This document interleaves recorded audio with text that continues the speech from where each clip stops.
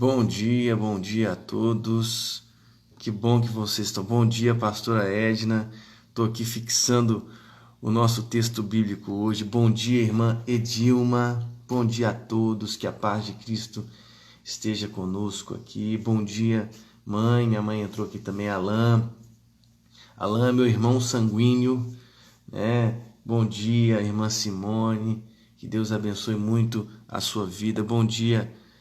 Minha irmã Natália também chegou. Bom dia, Cíntia. Nath aqui, sempre um prazer enorme quando a Nath está aqui. Bom dia, Nath, Sheila. Bom dia, Grace, minha prima.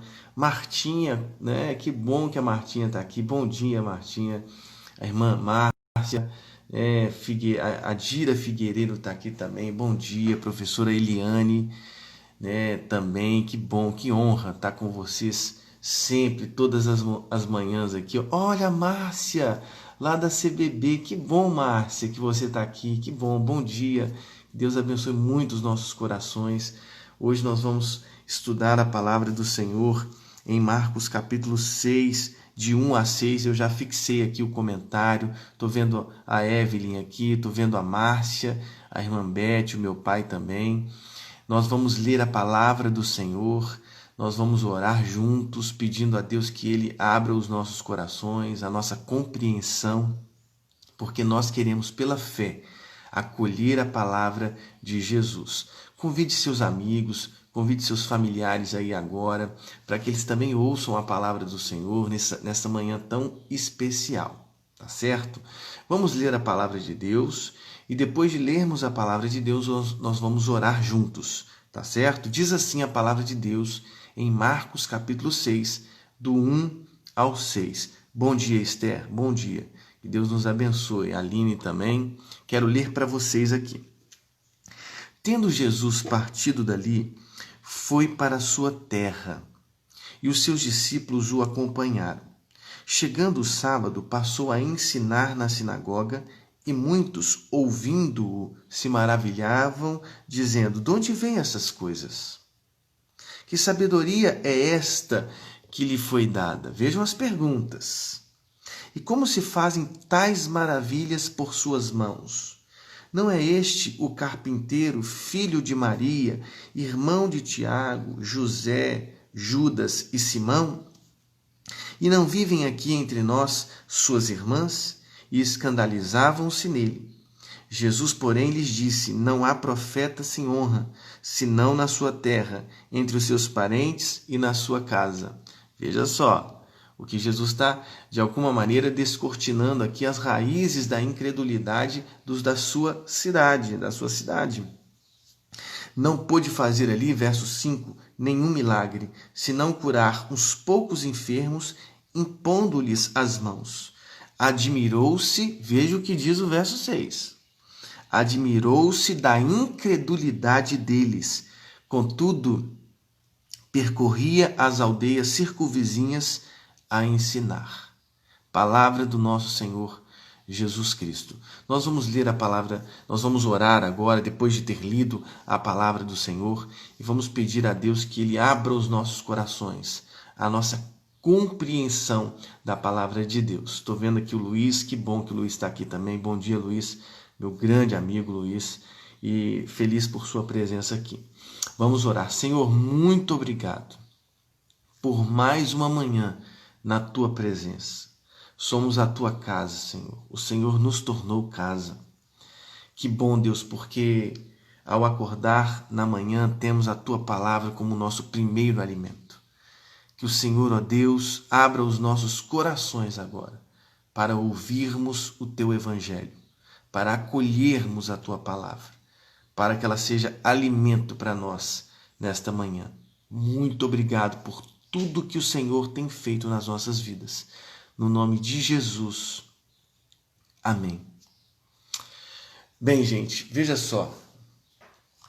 Esse texto é um texto muito interessante e ele falou muito ao meu coração e eu sei que ele vai falar também ao seu coração.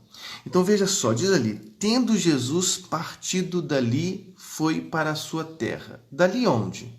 É até bom sabermos para contrastarmos esta passagem com a anterior. Bem, provavelmente de Cafarnaum. Conforme a gente lê em Lucas 8,40, diz assim, ao regressar Jesus, ou seja, ele sai da terra dos Gerazenos e volta mais uma vez para Cafarnaum. Quando Jesus chegou em Cafarnaum, ele se encontrou com uma multidão de pessoas. No meio dessa multidão estava ali um líder. Bom dia, irmão Joel, que honra, viu? Estou vendo aqui a irmã Rosane também, que honra. Então, quando ele chegou em Cafarnaum, depois daquela travessia difícil, o mar revolto, as ondas se arremessando ao barco, ele chega em Cafarnaum e se encontra com uma multidão. No meio da multidão, Jairo, um líder da sinagoga, que se prostra diante dele, dizendo que a sua filha estava próxima da morte. Jesus vai em direção à casa de Jairo para curá-la, quando ele é interrompido por uma mulher que sofria há 12 anos de um mal, de uma hemorragia incontrolável. Ela toca na orla de suas vestes e de Cristo emana a cura. O sangue logo se estancou, assim, instantaneamente. Um grande milagre de Cristo. Ele chega na casa de Jairo, sua filha já estava morta, porque mandaram inclusive arautos da tristeza no meio do caminho para dizer, a sua filha já morreu, não incomode mais o mestre. Jesus instantaneamente disse assim, não temas, não sinta medo, não aceite esse diagnóstico, creia somente, crê somente. Aliás, nós temos que crer somente, diante de todos os diagnósticos hostis, pavorosos, amedrontadores, nós precisamos crer. Bem, tendo Jesus partido dali o quê?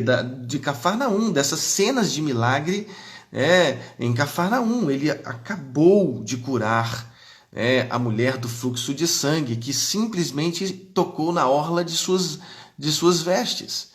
Ele acabou de ressuscitar a filha de Jairo. Veja só, estou vendo aqui que a irmã Rosane é a sogra do pastor Ciro Freitas. Que bom, irmã, que bom que você está aqui com a gente, que bênção, que bênção. Ele acabou de curar a mulher do fluxo de sangue, ele acabou de levantar uma menina morta, Talita Cumi, dando a ela vida novamente. E aí, ele chega à cidade de Nazaré. A cidade de Nazaré, conforme lemos em Lucas 4,16 e Mateus 2,19-23, foi a cidade onde Jesus foi criado. Vocês se lembram do episódio de Herodes que mandou matar as crianças de Belém de 2 anos para baixo? Bem, Jesus e sua família precisaram fugir. A família de Jesus precisou fugir para o Egito. Eles ficaram lá exilados no Egito por causa da agressividade, do ódio de Herodes. Ao regressarem para a Galiléia, foram avisados por divina advertência, o que diz Mateus 2.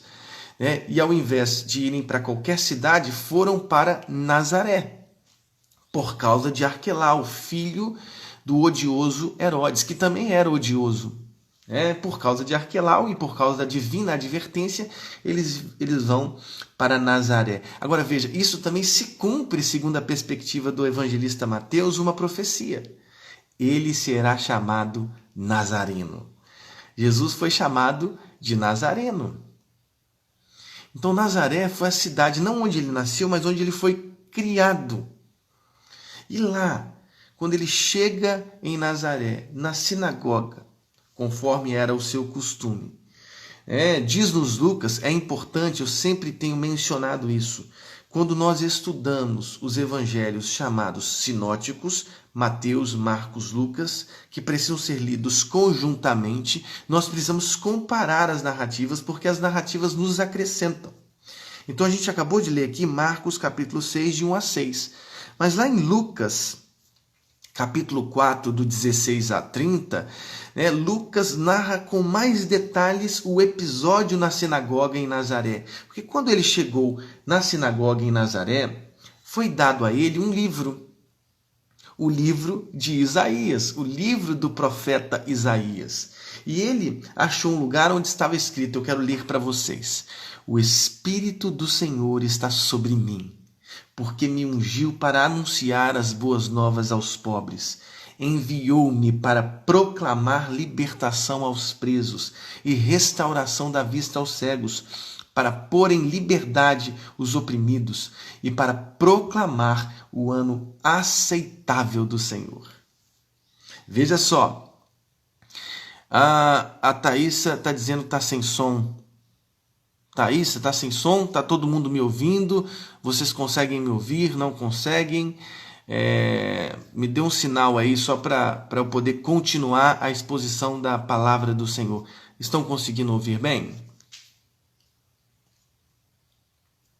Estão conseguindo ouvir bem?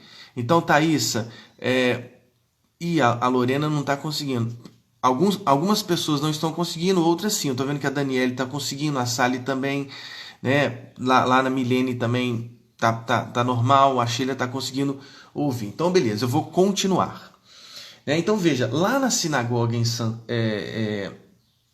em Nazaré, ele levantou-se para ler e ele leu o profeta Isaías. Agora veja, quando ele leu, tendo lido, fechou o livro, devolveu esse livro ao assistente e sentou-se.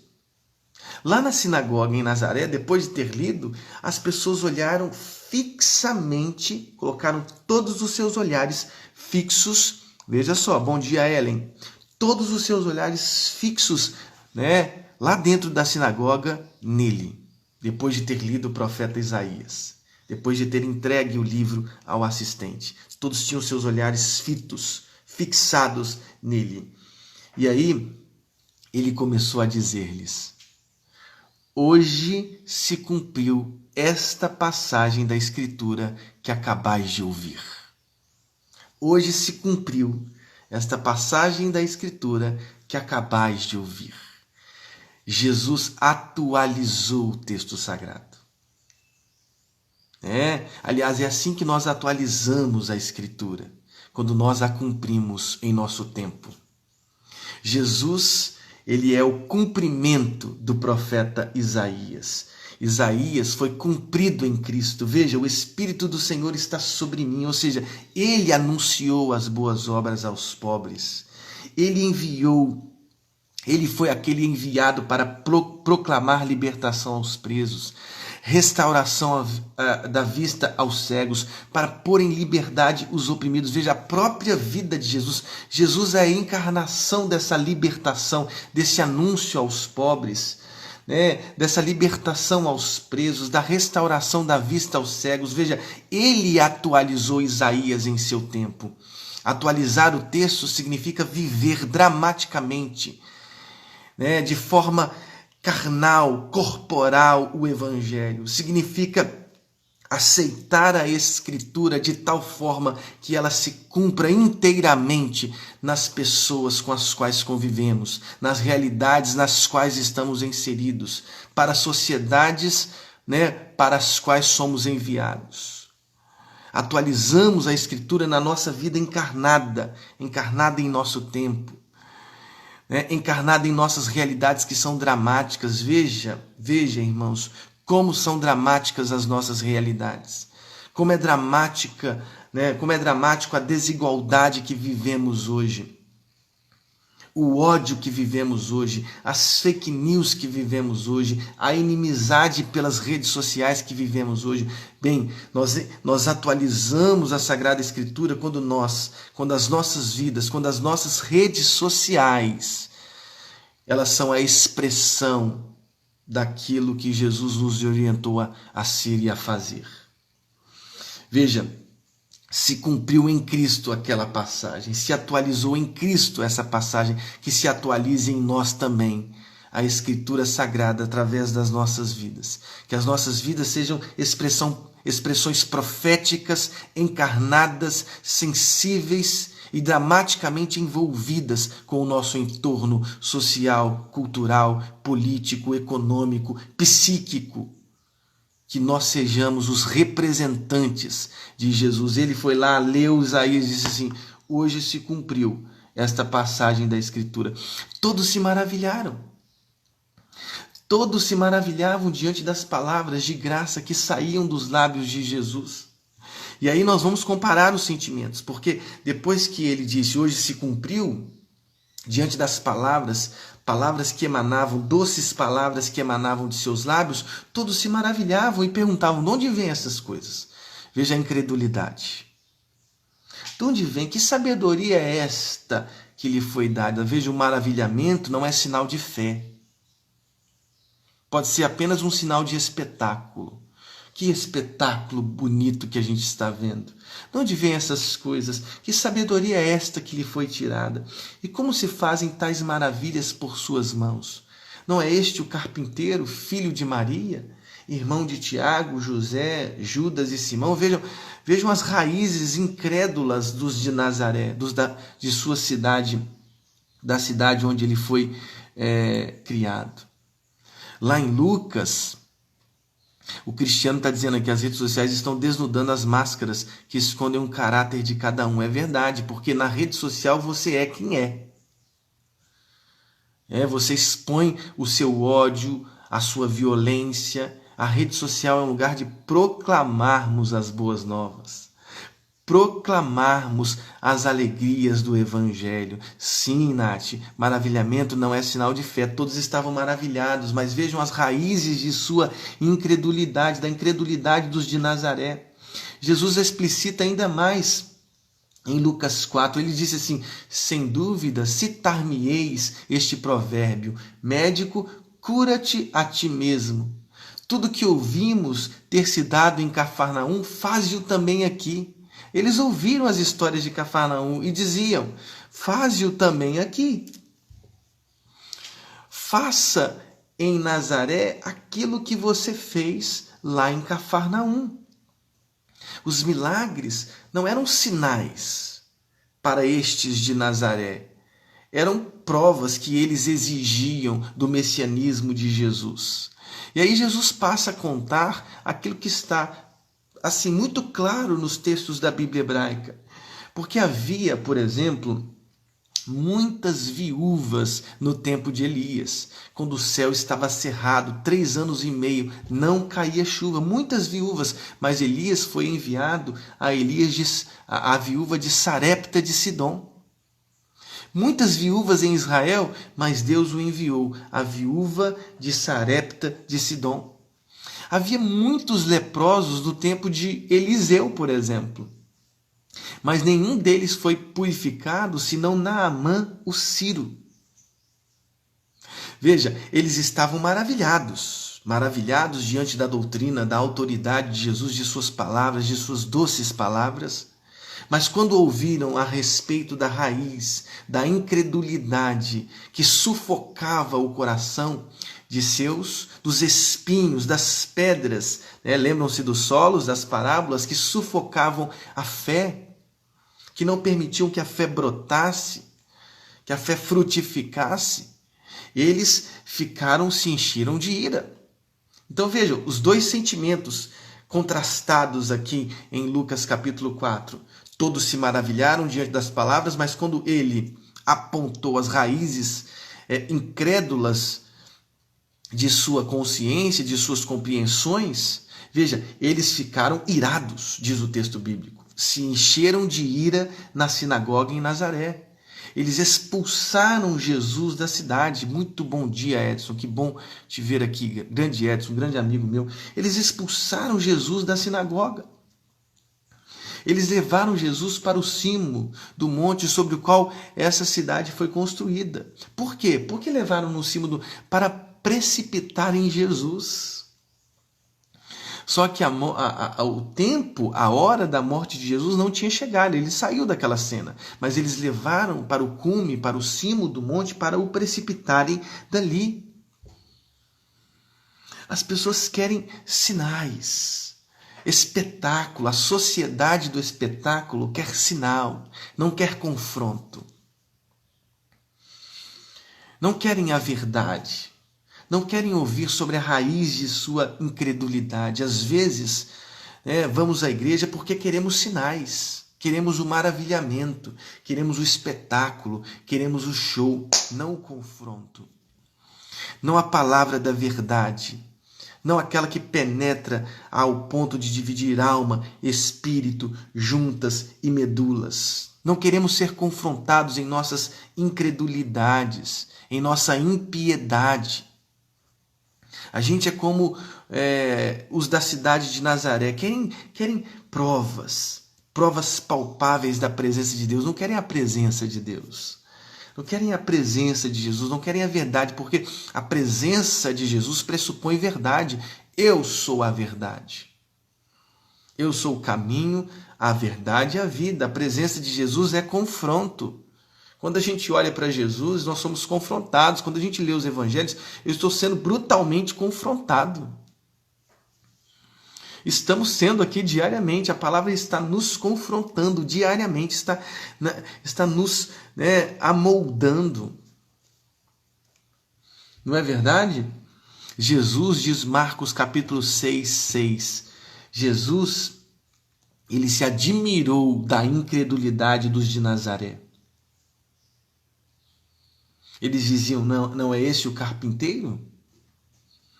Não é esse o filho de Maria? Não estão aqui os teus irmãos? Veja, diferentemente de Maria Madalena, lá em João 20. Depois leia João 20, a aparição do ressuscitado a Maria Madalena. Diferentemente de Maria Madalena, naquela passagem em que o jardineiro se tornou Rabone, se tornou mestre. Aqui em Nazaré, o carpinteiro foi apenas o carpinteiro, criado desde a infância na cidade. Eles não souberam fazer a transição carpinteiro-mestre, tal como Maria Madalena, a primeira testemunha do ressuscitado, fez. Lá na experiência com Maria Madalena, ao ouvir o seu nome, o carpinteiro, o jardineiro, tornou-se Rabone. Que o carpinteiro e o jardineiro torne-se em nossas vidas Senhor, Rabone, Mestre, o Deus que dirige o nosso coração. Nós não estamos com Ele para vermos um grande show, um grande espetáculo. Não, nós estamos porque nós queremos ser, sim, transformados como um vaso nas mãos do oleiro. Ele é o nosso Senhor, Ele governa as nossas vidas. Os milagres que Jesus nos dá livremente. Não são provas a serem exigidas dele, não. São dádivas que ele vai ofertando dos céus. Os fariseus em Marcos 8, eles discutiam com Jesus pedindo, exigindo sinal. Mas ele disse, esta geração perversa pede um sinal, essa geração má, adúltera, eles pedem um sinal, mas nenhum sinal lhes será dado, senão o sinal de Jonas. Porque Jonas esteve 3 dias e 3 noites no ventre do grande peixe, e o Filho do Homem também estará 3 dias e 3 noites no coração da terra, mostrando que a ressurreição será o sinal dado a esta geração má e perversa, sua morte e a sua ressurreição. Milagres são dádivas, são presentes que ele nos dá. A gente não exige isso dele, ele nos oferta. Cristo tem que, em nossos corações temos que atravessar de carpinteiro a Rabone, tal como aconteceu com Maria Madalena. Ele não pode continuar sendo carpinteiro, como em Nazaré, mas ele tem que deixar de ser o carpinteiro para ser o nosso Rabone, o nosso mestre, na experiência de Maria Madalena. Que Deus abençoe profundamente as nossas vidas, os nossos corações. Que as raízes da incredulidade que moram no meu coração, no seu, sejam rasgadas. E que os nossos corações se alimentem da fé. Crê somente. Aquela fé que alimentou Jairo. Aquela fé que alimentou a mulher, que venceu todos os preconceitos de seu tempo, todos os fanatismos religiosos de seu tempo. Sim, aquela mulher foi uma vencedora. Ela, no meio daquele povo, colocou a mão na orla de suas vestes. Que a gente não seja uma sociedade ensimesmada em espetáculos. Que a gente seja o povo de Deus. O povo que permite que o jardineiro, que o carpinteiro seja mestre. Seja mestre, seja senhor dos nossos corações. Que ele governe as nossas vidas. No nome de Jesus. Amém. Vamos orar? Senhor, muito obrigado por mais uma manhã na tua presença. É a tua palavra que acabamos de ler. Que o Senhor continue nos consolando, nos confrontando, nos confortando com a tua palavra. Que ela nos guie, Senhor.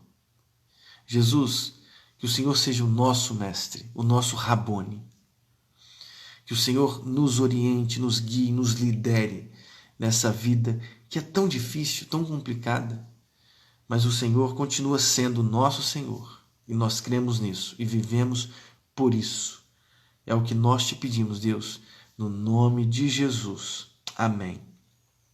Que Deus dê a você um excelente dia na presença do Senhor. Um grande abraço, um dia muito especial na presença de Jesus.